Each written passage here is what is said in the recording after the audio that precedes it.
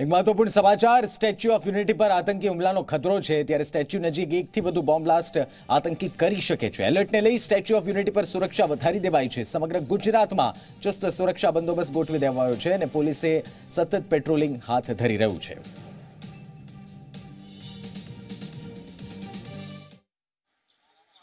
પુલવામાના આતંકી હુમલા બાદ આઈબીએ ઇનપુટ આપ્યું છે કે હુમલો ગુજરાતના પ્રવાસન ધામ ઉપર પણ થઈ શકે છે અને તેને કારણે જ ખાસ ગુજરાત સરકાર અને ગુજરાત સુરક્ષા દળ એલર્ટ થઈ ગયું છે।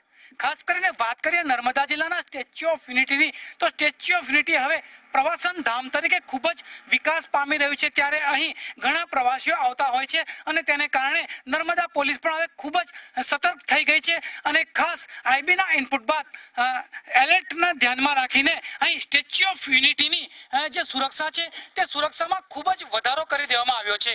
લગભગ 800થી વધુ એસઆરપી જવાનો અને 300થી વધુ પોલીસ જવાનો હવે રાત દિવસ ખડે પગે સ્ટેચ્યુ ઓફ યુનિટીની સુરક્ષા કરી રહી છે।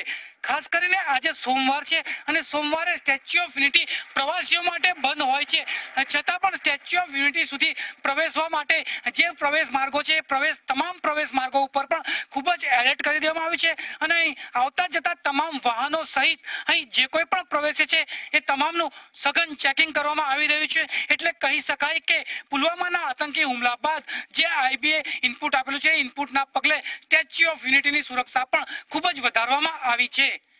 જયેશ દોશી, જી મીડિયા, નર્મદા।